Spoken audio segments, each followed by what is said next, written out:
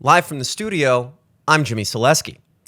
And today I want to get into this op-ed sent in as a guest essay to the New York Times just yesterday, May 29th, by none other than U.S. Representative Jamie Raskin, a Democrat from my home state of Maryland.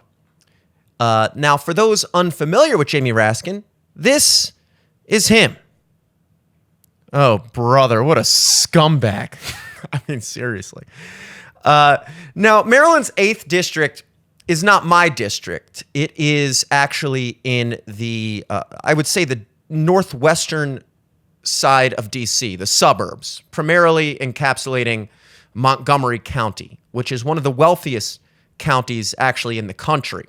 I'll pull up a little map of this 8th district so you can see that gray area is the 8th district. So you can see D.C. here, and you can see that all these suburbs, Silver Spring, Olney, Rockville, Potomac, those extremely wealthy areas around D.C., Bethesda, places like that, that's all Jamie Raskin's area. And I'm up here in the Baltimore area, specifically Towson, suburb of North Baltimore. So I'm a professional musician by trade, and I do play all throughout the state of Maryland primarily. And I do happen upon that area quite frequently. I play a lot in Gaithersburg. I actually have a gig in Clarksburg, which you can see on the map here as well, right there. I know a Moco sleazeball when I see one. I just do. And you're going to have to take my word for it. This man right here is Exhibit A. Now, I didn't start this show to just launch a bunch of personal attacks at Jamie Raskin, albeit warranted. I want to actually take an in-depth look at the op-ed he submitted to the New York Times, again, yesterday, May 29th, entitled, "How to Force Justices Alito and Thomas to Recuse Themselves in the January 6 Cases." And we're gonna go through this. I'll pull it back off the screen. You believe me. It's New York Times. Okay, this is straight from the New York Times. I had to submit my email and create a password for a free subscription so you can see the amount of work I've put in here to make this happen. It begins, "Many people have gloomily accepted the conventional wisdom that because there is no binding Supreme Court ethics code, there is no way to force Associate Justices Samuel Alito and Clarence Thomas to recuse themselves from the January 6 cases that are before the court. Justices Alito and Thomas are probably making the same assumption, but all of them are wrong. All of them. It seems unfathomable that two justices could get away with deciding for themselves whether they can be impartial in ruling on cases affecting Donald Trump's liability for crimes he is accused of committing on January 6th. Justice Thomas's wife, Ginny Thomas, was deeply involved in the January 6 Stop the Steal movement. Above the Virginia home of Justice Alito and his wife, Martha Ann Alito, flew an upside-down American flag, a strong political statement among the people who stormed the Capitol. Above the Alito's beach house in New Jersey flew another flag that has been adopted by groups opposed to President Biden." So we'll stop there and just take a look at what he's saying. So two justices on the Supreme Court, Samuel Alito and Clarence Thomas, Jamie Raskin is accusing of being too biased and not capable of being impartial, and therefore should recuse themselves from the January 6 proceedings. And his evidence for this, or his, I guess, appeal for why this is the case, is in the case of Justice Clarence Thomas, his wife, Ginny Thomas, was deeply involved in the Stop the Steal movement. I did some looking into Ginny Thomas and her involvement. She did attend a Stop the Steal rally prior to January 6th. Remember that, the election happened in early November of 2020, and the drama that unfolded as a result of the election being held in question was going on for months. For months. January 6th was almost 2 full months after the election. So for 2 full months prior to storming of the Capitol, people were questioning the election. It was all over the news. You remember. So Ginny Thomas attended a Stop the Steal movement prior to January 6th. Also, she allegedly did attend the January 6th rally as well, but claims to have left before anything popped off at the Capitol. She got too cold. January 6th, that's winter. I believe it. So that's Clarence Thomas's bias. That's his ties. His wife being obviously biased towards Trump. In the case of Samuel Alito, this is a little bit weaker of a case. And by a little bit, I mean a lot of it. He flew an upside-down American flag at his Virginia home. And this is, according to Raskin, a strong political statement among the people who stormed the Capitol. Now, the upside-down American flag symbolizes distress. Actually, I believe an upside-down flag in general symbolizes distress. I could be wrong about this, but particularly in maritime code and in other circumstances, perhaps if you're a military base or a fort and you fly an American flag upside down or any flag upside down, it symbolizes that you are currently in a state of distress. It may even be the equivalent of calling in people to help you. It's a way of literally flagging people, saying, "Hey, we're in trouble here." Now, this, I imagine, has been adopted by the people who stormed the Capitol, being that they felt and currently feel that the country is in a state of distress as a result of a stolen election, in their opinion. So I imagine that the upside down flag symbol of distress would be something that they incorporate in their symbolism. This is not something that I have personally seen to be a major symbol of the right-wing Trump supporter January 6th crowd, but I believe it is. I believe it is. And then the other example, another flag example, is that above their New Jersey beach home, they flew another flag, which he does not specify in here, but there's a link which I clicked, and that flag is this flag. For those of you listening to the audio, it's like a cream color flag, plain cream color flag with a picture of a pine tree, and then above it, there is text that says, "An appeal to heaven." And he flew this flag above his New Jersey beach home. This has apparently been adopted by groups, quote, opposed to Biden. Now, that's a little bit more out there, in my opinion. Actually, they're both out there, in my opinion. Flying an upside-down flag during a time of turmoil in this country is not evidence that you are blatantly saying the election was stolen. The country was objectively in a state of distress. Had the Capitol building done the symbolic thing, they would have flown the flag upside down while being stormed. That would have been a good time to fly it upside down if they needed to. If this was, 1703 and radio and shit didn't exist. The pine tree and appeal to heaven flag, that comes from the Revolutionary War. It was flown by a schooner regiment, a sailing naval regiment under George Washington's command in Massachusetts, and has been since used and applied as a symbol of the right to revolution, to fight against tyranny, of course, in the case of the Revolutionary War, against tyrannical British Empire.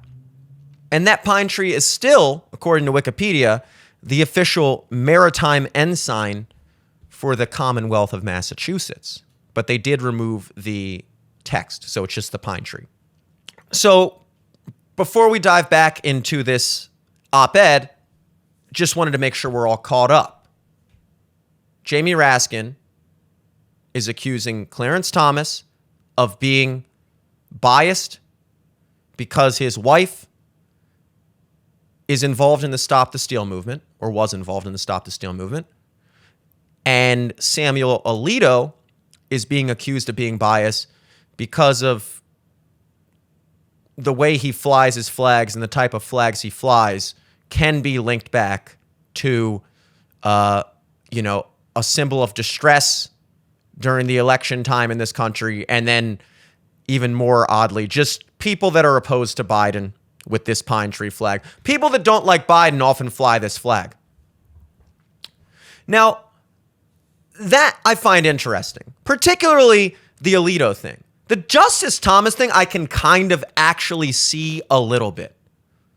It would be a bigger thing if Justice Thomas was actively leading Stop the Steal rallies and things like that, or even attending them. But his wife doing that, it's a stretch, in my opinion, to say that because his wife is involved in these movements, or by involved, just attends these movements. There's a difference. I don't know what her level of involvement is. Is she leading them? Is she organizing them?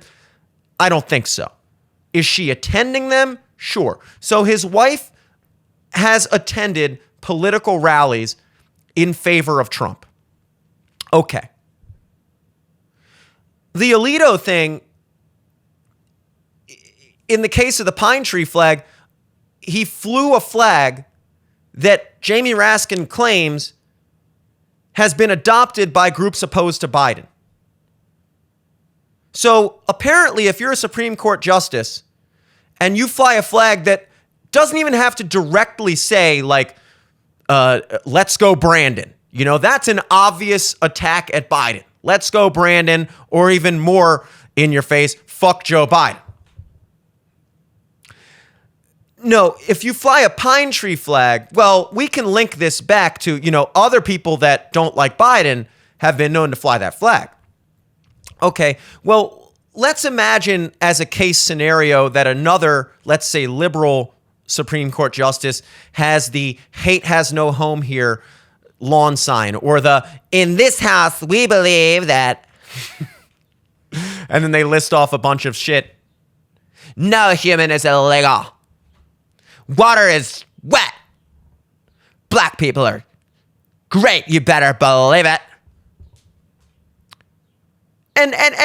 And those lawn signs, those symbols, those slogans have been adopted by people who are opposed to Trump, undoubtedly. How many Trump supporters do you know with a "hate has no home here" sign on their lawn? How many Trump supporters do you know with the rainbow, "in this house we believe trans people are people," whatever? How many Trump supporters have that? Those are blatant symbols of anti-Trump. Maybe not specifically pro-Biden, but certainly anti-Trump.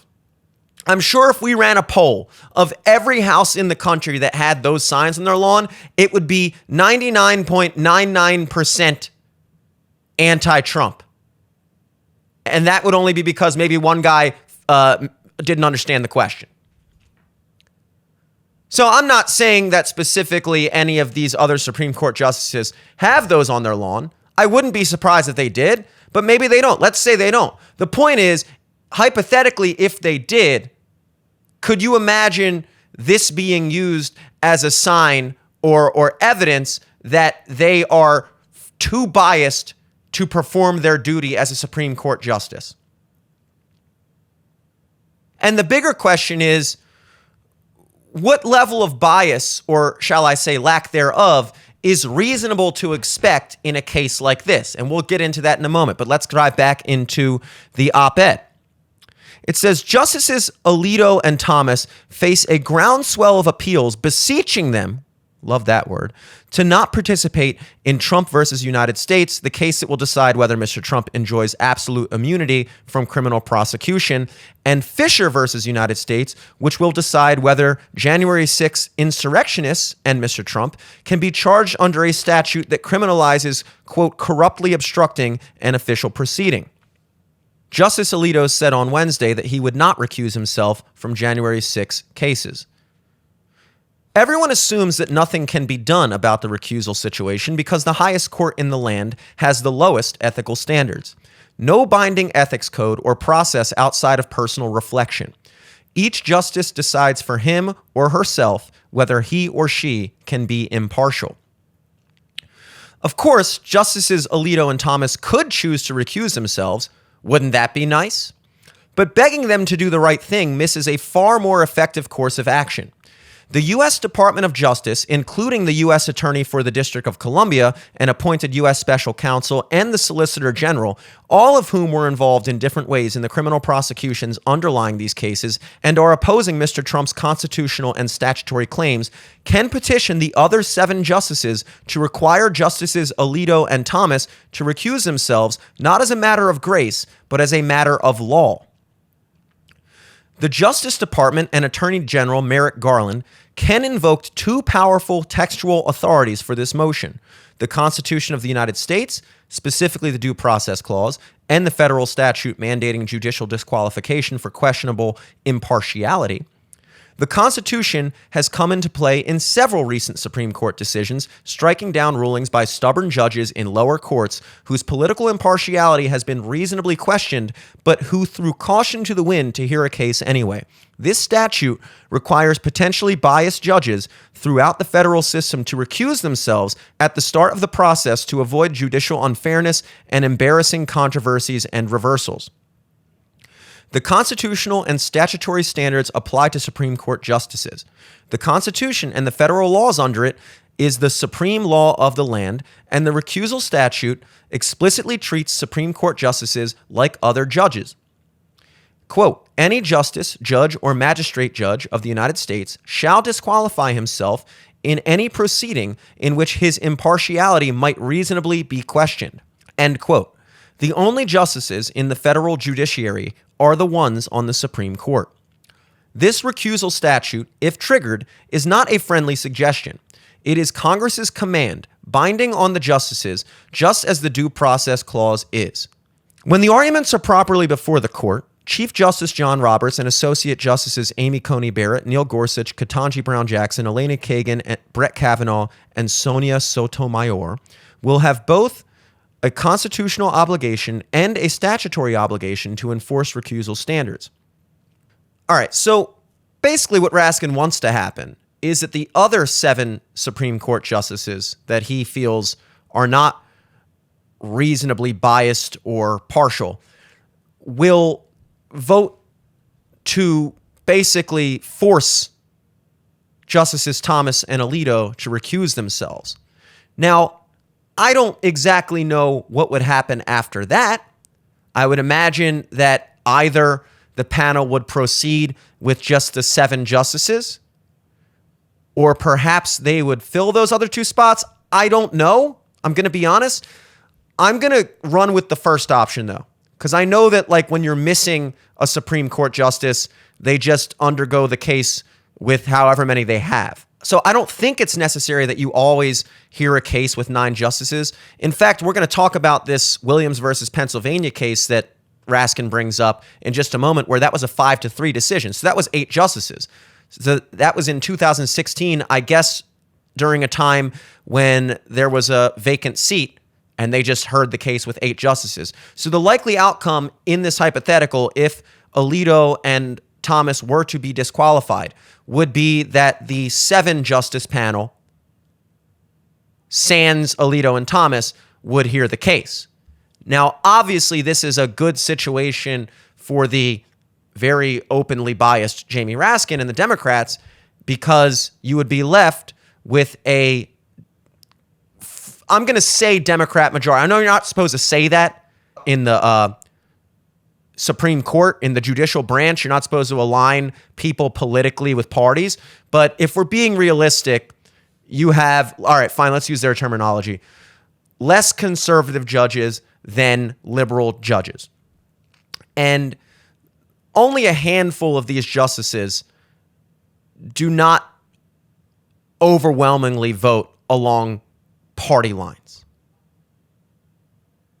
Amy Coney Barrett, Brett Kavanaugh, they don't always vote along conservative lines. They don't. Ketanji Brown Jackson, although the newest Supreme Court member, Sonia Sotomayor, I'm fairly certain they have almost always voted in favor of whatever the quote-unquote liberal position would be. So they're shoo-ins for anything that's going to screw Trump. I guarantee it. I would bet my life savings on it, which I'm pretty sure is in the negative. So I'll give you my life savings regardless. It'll be actually a profitable endeavor to give you my negative income.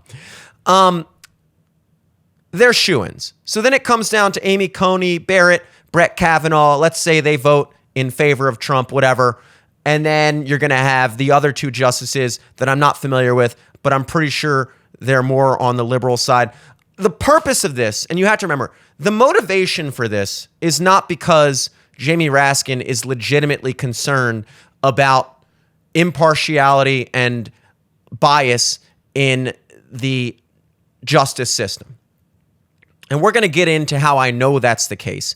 He's concerned about it in this instance because the Supreme Court, as it stands right now, has a conservative majority.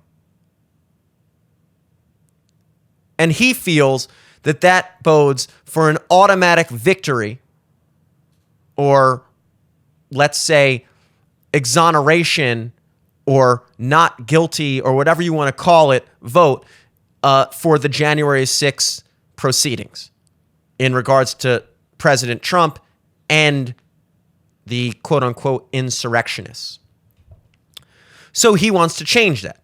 This is kind of the difference, and I'm not going to say that this is one side or the other, because both sides tend to have this lenience towards looking at the judicial branch as the third house of Congress. You know, you have the House of Representatives, which is a political body. You have the House of the Senate, which is a political body. And then you have the judicial branch, the Supreme Court, which is supposed to be a politically neutral body that just operates as basically a referee, that just determines if any of the laws created by the executive or legislative branches, the political bodies, are actually constitutional and legal to be made, if they violate your rights in any way. That's the judicial branch's job. It was never supposed to be in any way one or the other a political branch of government. But a lot of people see the Supreme Court as a way to hammer down their political agenda by force of judicial law. So they naturally are looking at a conservative majority in the Supreme Court the same exact way they would look at a, let's say, Republican majority in the Senate or the House of Representatives. And while in practice that may have, and I would admit certainly does have, a certain level of significance, it's not supposed to. It's not supposed to. But I'm not going to sit here and argue that it doesn't. Now, the Supreme Court case that Raskin cites first in this article is Williams versus the state of Pennsylvania. In one key 5-3 Supreme Court case from 2016, Williams versus Pennsylvania, Justice Anthony Kennedy explained why judicial bias is a defect of constitutional magnitude and offered specific objective standards for identifying it. Significantly, Justices Alito and Thomas dissented from the majority's ruling. So, Williams versus the state of Pennsylvania was a 2016 Supreme Court case overseen by Chief Justice John Roberts, in which a man named Terrence Williams was convicted and sentenced to death for the robbery and murder of Amos Norwood. After being convicted and sentenced to death, he filed 3 separate petitions under the Post-Conviction Relief Act, all of which were denied, and the denials affirmed by the Pennsylvania Supreme Court. Williams also petitioned for federal habeas relief, which was denied. On his 4th petition for relief under the Post-Conviction Relief Act, the state court determined that Williams had sufficiently demonstrated that there was governmental interference in his trial and granted the relief. The Pennsylvania Supreme Court reversed the lower court's decision and lifted the stay of execution. The Chief Justice of Pennsylvania Supreme Court at that point was Ronald Castile, who had been the district attorney for Philadelphia throughout Williams' trial, sentencing, and appeal, and who had personally authorized his office to seek the death penalty in this case. Prior to having his case heard by the Pennsylvania Supreme Court, Williams moved to have Chief Justice Castile recuse himself from the case. Chief Justice Castile refused to do so and ultimately joined the opinion that reversed the lower court's grant of habeas relief and lifted the stay of execution. So, to summarize that summary, the TLDR, a man was sentenced to death named Terrence Williams for robbing and killing another man by the name of Amos Norwood. He filed multiple times, four separate times, to the State Court of Pennsylvania for post-conviction relief on the grounds that there was governmental interference in his trial. The fourth appeal was granted. This was then taken to the Supreme Court of Pennsylvania, where it was overturned. That stay on his execution and the grant of habeas relief was overturned. So he was put back onto death row. It was reversed. Now, the reason this went to the U.S. Supreme Court is because Chief Justice Castile on the Pennsylvania Supreme Court, at the time of Terrence Williams' trial, however many years ago that was, Justice Castile was the district attorney of Philadelphia who approved the seeking of death penalty in this case. And now, this same man was sitting as the Chief Justice on the Supreme Court of Pennsylvania, who ultimately decided that Terrence Williams' appeal and the reversal of his execution, or shall I say the stay of his execution, was overturned. This then went to the United States Supreme Court, where in a 5-3 decision, the Supreme Court determined that, actually, Chief Justice Castile was compromised and should have recused himself, and I guess he ultimately had to, or was removed from the case, because he was also, in one way or another, involved in the prosecution of this same case at a lower level at the time. Now, I'm not going to get into the arguments as to why this was the correct decision or why it wasn't. I will say that I see the logic there. I could see an argument against it, but just on a surface level, I see the argument for it more so. Regardless of the fact that this Terrence Williams guy did rob and kill someone, I don't even think he argues that he's innocent of that or not guilty of that. His argument is that, the trial was messed up in one way or another, and that I shouldn't be sentenced to death, and that this guy who sought the death penalty for me should not also be the same guy who is determining whether or not my post-conviction relief is valid or permissible.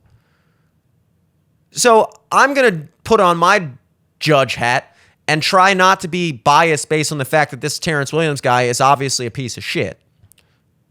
I don't know that for a fact. I assume anytime you rob and kill someone, you're probably not a piece of shit. But that's not the purpose. That's not the point here. Now, Alito and Thomas actually were the dissenting opinions, 2 of the 3 dissenting opinions in this case. So they did not believe that this met the necessary threshold of bias or compromise for Chief Justice Castile to recuse himself from the case. And they had 2 varying different opinions, basically kind of centering around like, look, this was a whole separate issue at hand. In one instance, it was the prosecution and conviction of this man for the armed robbery and murder of another man and the sentencing to death, which we pushed for. This case is not arguing that case. He's been convicted. He's not appealing necessarily that conviction. He's really kind of just appealing the sentencing. So in Thomas and Alito's mind, this wasn't a man being involved in his own case. This wasn't a judge overseeing his own case. This wasn't a judge reaffirming a case that he had argued for as a prosecutor years ago. This is a separate issue that happened to entail a case that he had dealt with in the past. Now, I could see how you could make that argument, but I could also see how you could say, like, look, man, you dealt with this case as a lower level district attorney of Philadelphia, and now this same incident is coming back in one way or another to the Supreme Court of Pennsylvania. Perhaps this is something that you should recuse yourself of. I see it both ways. The majority decision agreed that he should recuse himself. So, okay, that's an example there. But what happens is, because Jamie Raskin cites a fairly clear-cut example of bias or conflict of interest in a case, this is how sleazeball lawyers operate. They're trying to prove something that is not true by comparing it to something that is true.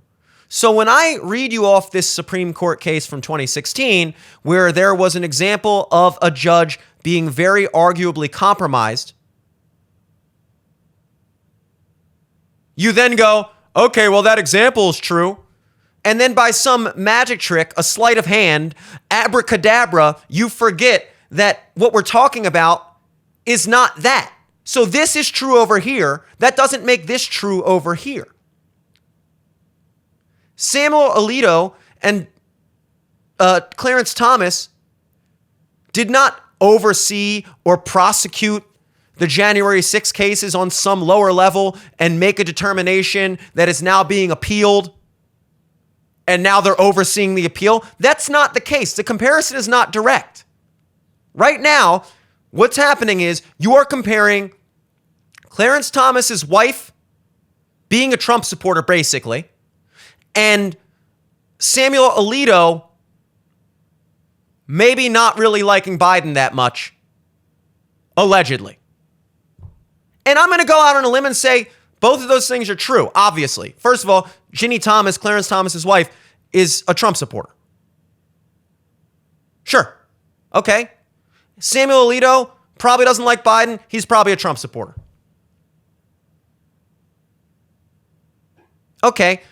What threshold of impartiality are we actually going for here? And what is reasonable to expect in a case like this? Are we to believe that Clarence Thomas and Samuel Alito are the only two justices on this panel, in this court, that have a bias politically one way or the other towards Trump? Are we to believe that Clarence Thomas or Samuel Alito or people in their family are the only two justices which have ever made any type of public statement or gesture or any type of thing that might display a lenience one way or the other? Ketanji Brown Jackson has never said or done anything that showed that she was biased against Trump. The other liberal judges have never done or said anything that displayed their bias against Trump. And the other conservative judges have never done or said anything that showed their bias maybe towards Trump. That is just Samuel Alito and Clarence Thomas that are biased. And everyone else, that's bullshit. Everyone in this proceeding has a bias. We've talked about this in the past on the show. Everyone in the country has a predisposition on this case. Donald Trump is the most famous person in America, one way or the other, if not the world. For better or for worse, that's the way it is. And I don't know of a single person I've ever met, and I can't imagine there's one person in this country that does not have an opinion one way or the other about Trump or January 6th, and especially people that are involved in politics. That includes Supreme Court justices. So no one on this case is unbiased or completely impartial. No one. And it's impossible to find someone that would be.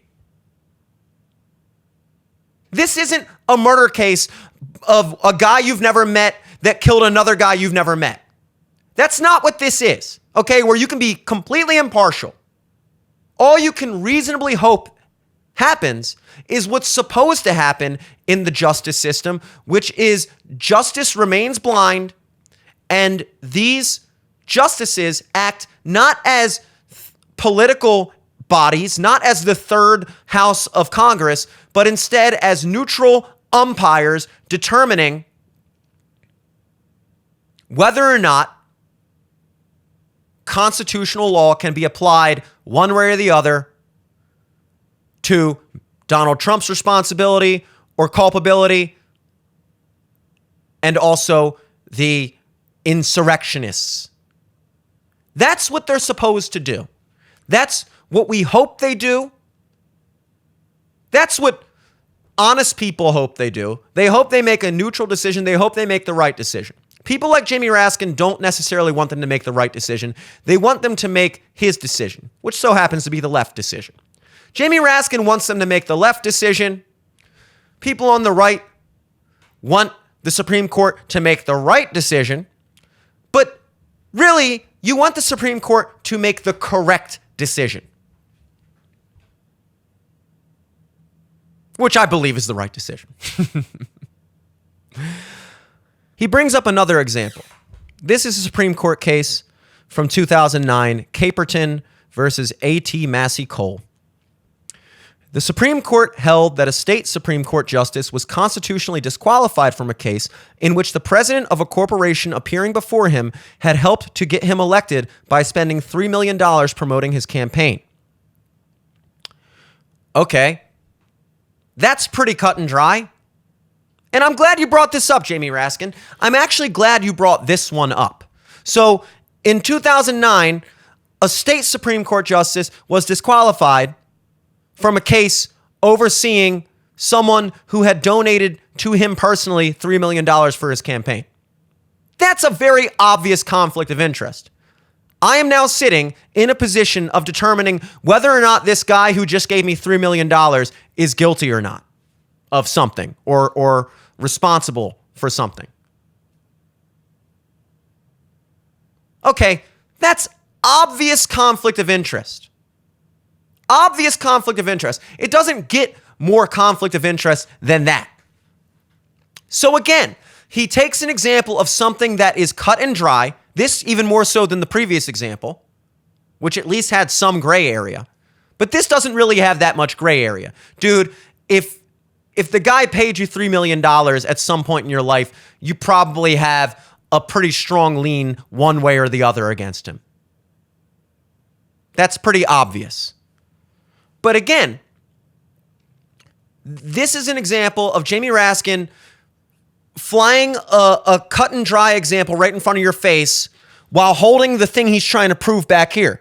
Don't pay attention to this hand. Look at this hand. See this hand? See this obviously compromised conflict of interest case? Focus on the hand. Don't look away from the good example. Don't look at this shitty thing I'm trying to prove with this good example. Just look at this one. Focus on the hand. You are getting sleepy. Very sleepy. That's what he's doing. That's what he's doing. And if you're not careful, you might just fall for it. But as I said before, there is not really a fair expectation of complete neutrality in this case from anyone, including the Supreme Court justices. It's just not possible. It's just not possible. Now, the reason I said I'm glad Raskin brought this case up, that there's money involved, is because you may have noticed, or maybe you've heard, that right now, Donald Trump is currently awaiting the jury's decision on this Stormy Daniels campaign finance case that's been going on for over a month now. Donald Trump has been forced to show up in court every single day of the proceedings as ordered by the judge himself, Judge Merchan, who we're going to talk about in a second. An obvious,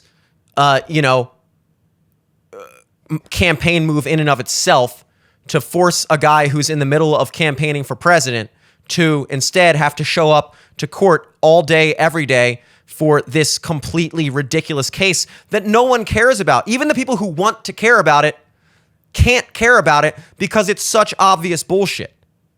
This Stormy Daniels thing is ridiculous, and everyone knows it.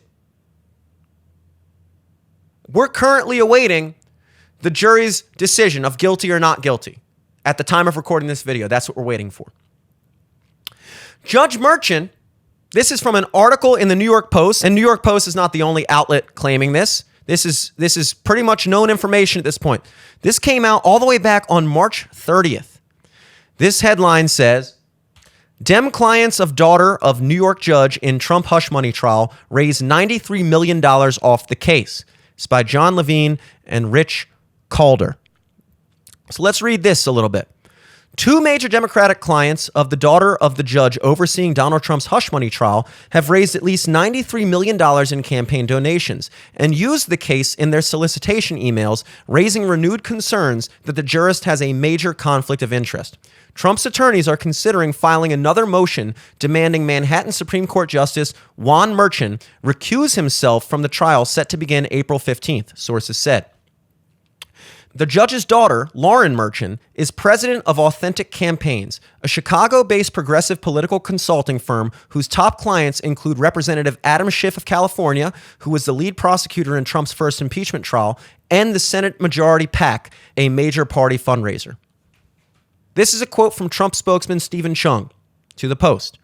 Authentic Campaigns, and thus the judge's daughter, is actively making money from this sham attack against President Trump, rendering Judge Merchan conflicted out.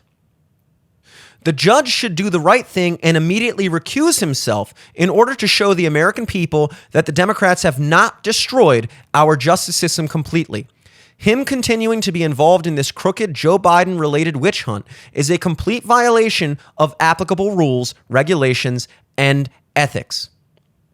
Schiff's campaign for U.S. Senate scored an eye-popping $20 million in aid since he began soliciting donations off the presumptive GOP presidential frontrunner's unprecedented 34-count indictment last April, according to Federal Election Commission records. The Senate Majority Political Action Committee, which supports Democratic Senate campaigns, pocketed $73.6 million since it also began firing off fundraising emails following the ex-president's indictment. $73.6 million to this Political Action Committee, who is a client of Lauren Merchan's campaign agency, Authentic Campaigns, fundraising directly off of this indictment. I guess it goes without saying that this Senate Majority PAC is directly involved in donating money to Democratic Senate campaigns across the country in order to achieve and maintain majority in the Senate. The Super PAC has done more than $15 million in business with Authentic since 2019, including email fundraising and branding assistance, while Schiff's Senate campaign paid Authentic more than $10 million for digital advertising and other consulting services the past year, records show. Okay, so in this instance, we have a judge, Juan Merchan.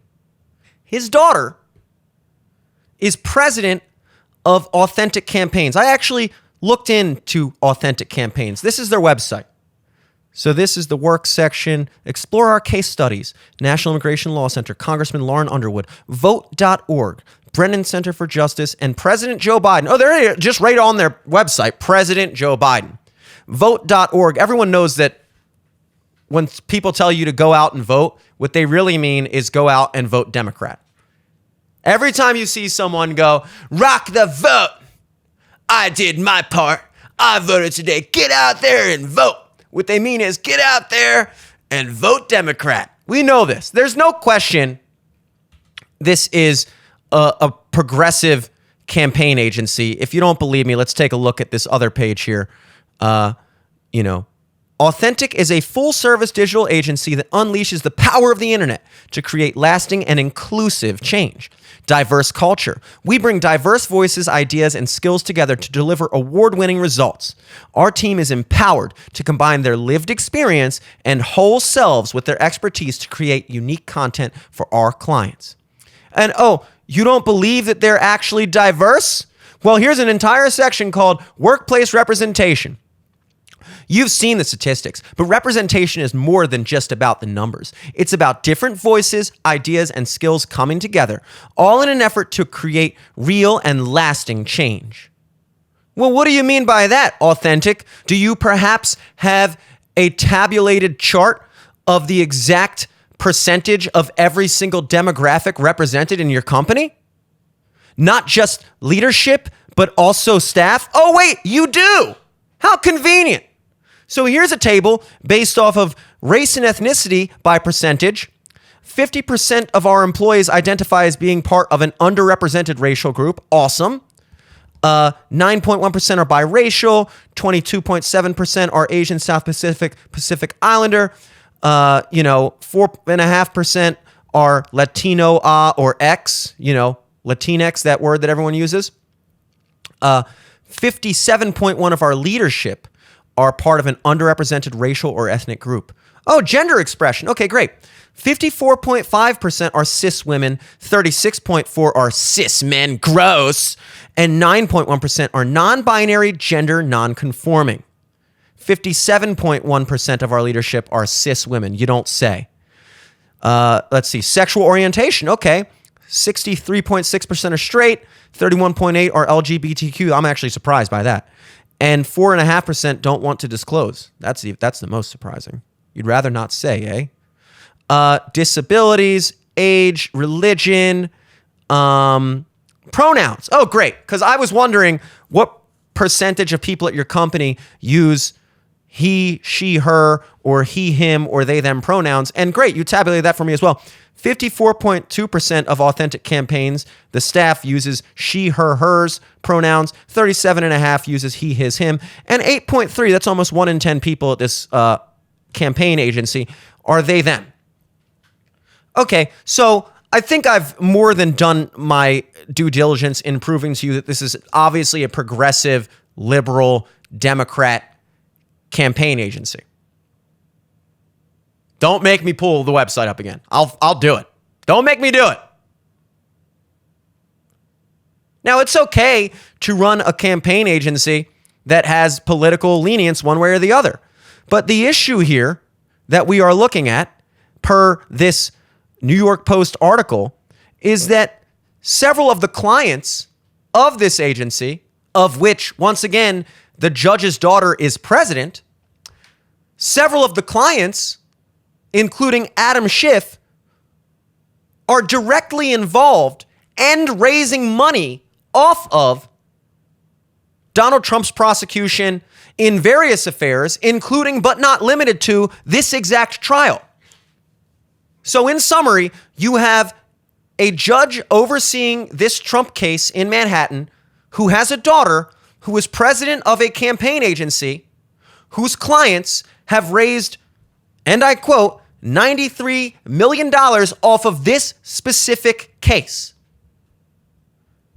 A company or an agency that represents, including but not limited to, several clients, probably all clients, that are in direct opposition to Trump. Clients like Adam Schiff who have led impeachment trials against him. Is that not a conflict of interest? Does Jamie Raskin have anything to say about that, I wonder? I understand that Juan Merchan is not a Supreme Court justice, but I do understand that right now there is a man, not 9 judges, but 1 judge, overseeing a case along with 12 members of the jury or whatever, who are being instructed by the judge. Things are being thrown out. Things are being allowed in. Donald Trump's being forced to show up every day for God knows what. And when I say God knows what, we all know why. Because it's a direct assault on his campaign and nothing else. One man has the power to oversee a case while his daughter heads a campaign agency that is fundraising off of this case. And this particular case has the power to potentially convict Donald Trump to, I don't know, put him in jail? I don't know. That's a possibility. That's on the table if he's found guilty. That's a pretty large amount of responsibility or authority to be given to one man who is clearly compromised. And no one seems to care. And in case you're not following the ball yet, the reason why no one seems to care on the Raskin side of the aisle is because while this judge is clearly compromised, clearly biased, clearly partial, he's biased, compromised, and partial in the correct direction.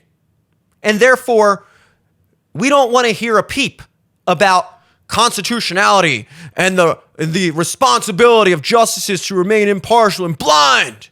Justice is blind. Don't you remember the lady with the scale? That's what every judge is supposed to be, unless you're biased blatantly against Trump, in which case, proceed. And anybody who calls out the fact that your daughter is making millions of dollars, and probably by proxy in one way or another, you, off of this sham shit show of a court case, anybody who calls that into question is just a radical, lunatic, right-wing conspiracy theorist. And Juan Merchant isn't alone. He's not the only judge or prosecutor that is clearly impartial or biased. I understand that lawyers are a different situation. I'm sure we could go through. I mean, we have plenty of cases to work off of. Donald Trump's been tried for more things than like entire countries of people have been tried for. This one case alone has 34 counts of some type of felony charge or something like that. That's one case. He's been wrapped up in civil lawsuits. He's got like 4 ongoing trials right now of constitutional magnitudes regarding trying to overthrow the election in Georgia and Fulton County, to staging a coup and leading an insurrection on January 6th, to harboring classified documents. And I mean, the list goes on.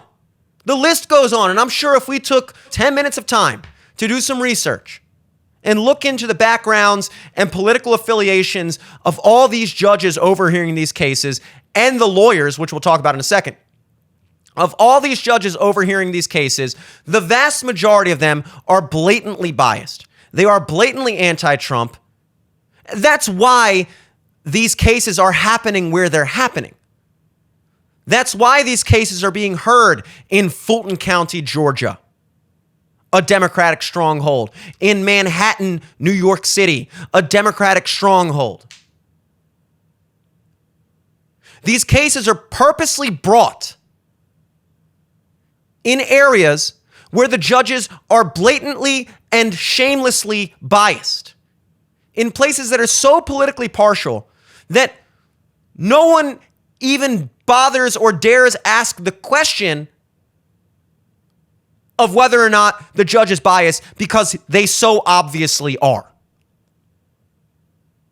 So these cases are literally being heard in certain districts of our country specifically because of how unfair they know these judges will make these trials. Where's the op-ed on that, Jamie Raskin? You typed up a goddamn thesis paper on Samuel Alito flying an upside-down flag, apparently. You typed up a BCR essay on Clarence Thomas's wife being a Trump supporter and attending rallies. But you seem to be oddly silent. The silence is deafening when it comes to Judge Merchan's daughter actively raising money from the case that he's overseeing. You seem to be deathly silent on the fact that Letitia James ran for and was elected as the state's attorney of New York on the campaign promise that she would prosecute Trump of something. She didn't know what it was going to be. She just knew that if you voted for her, she was going to prosecute him of something. And she did. She is prosecuting him of something. Clearly, she's not biased. Clearly, there's no political motivation there. Fani Willis, same thing with her in Fulton County. No, she's completely neutral. I'm sure if you sat Fani Willis down at a bar, got a couple drinks in her, and said, hey, what do you think about Trump? She'd be like, honestly, I could go either way with Trump. I just want to fuck my assistant and make sure that we maintain constitutionality in this country. And if that means Trump is indicted, then so be it. And if it means that he is set free, then so be it. I just want to make sure that this election is free and fair. I'm sure that's what Fani Willis would say if you sat her down. Jack Smith, I mean, come on. I mean, we're talking neutral people here. Completely neutral. And Samuel Alito has the gall, the absolute gall, to fly a pine tree flag at his beach house in the midst of all this political neutrality and impartiality in our justice system. Samuel Alito has to step outside the fold and fly a pine tree flag. I mean, it's despicable. It is despicable. Recuse that man. I hate pine trees. An appeal to heaven? More like an appeal to stop the steal. Get him out of here. Clarence Thomas, your wife has a political lenience? Fuck you too, buddy. Get out of here.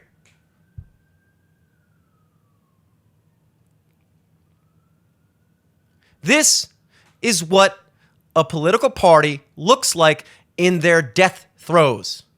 This is what it looks like when everything you have thrown at a man is not only not working, but it's backfiring. Trump is gaining support. He is gaining support because it is becoming more and more clear. Whereas before, someone would say, dude, I mean, seriously, you're going to support a guy who has 93 felony counts against him, all these civil lawsuits? Are you kidding me? You can support a man like that? And then at first you go, yeah, that's true. That is a lot of lawsuits and criminal allegations, I got to say. You make a good point. And then you think about it and you go, wait a second. I'll ask you the same question. 93 felony counts?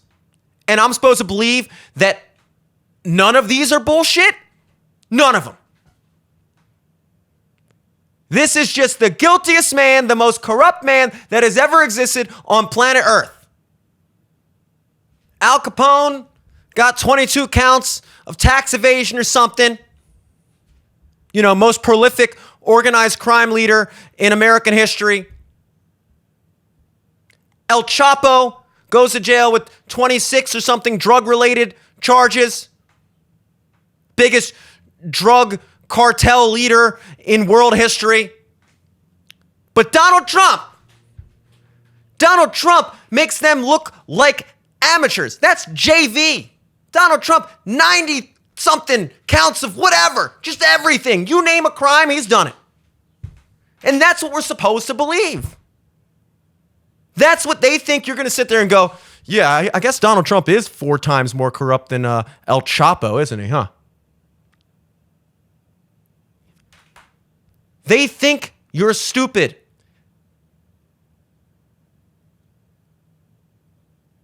And right now they're realizing that you're not.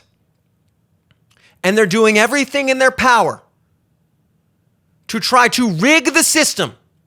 This is rigging the system. This is, we cannot win even cases that we've blatantly stacked against him. And all of our little roadblocks that we're setting up to stop this campaign from happening are falling over like dominoes, one after the other. And with each domino that falls, Trump is gaining support. And our last hope is to get the Supreme Court of the United States to charge him with insurrection and staging a coup. And even then, we have to try to eliminate certain justices from the court so that the remaining justices will deliver us that decision that will eliminate Donald Trump from this campaign and therefore basically install Joe Biden back in for another 4 years. Why? Because they are the lovers of democracy.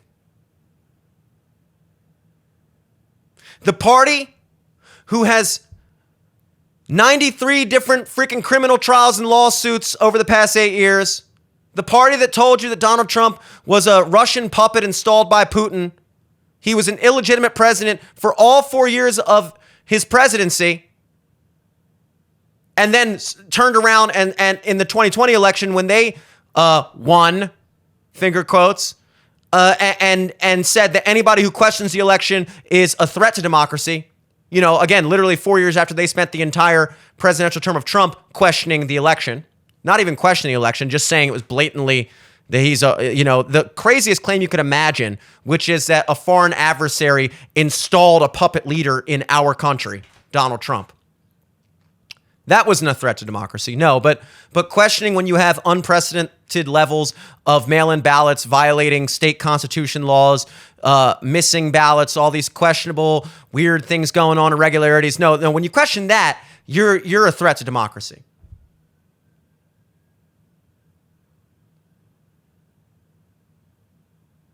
The same party who applauds obviously biased and corrupt judges and prosecutors hanging Trump over the ringer, doing everything in their power to eliminate him or at least obstruct him from being able to campaign. This is the party of democracy. This is the party that wants you to know that democracy dies in darkness. This is the party that truly believes in the power of American citizens to vote for their representation. You know, the party that's trying to eliminate the presidential candidate that most Americans seem to want.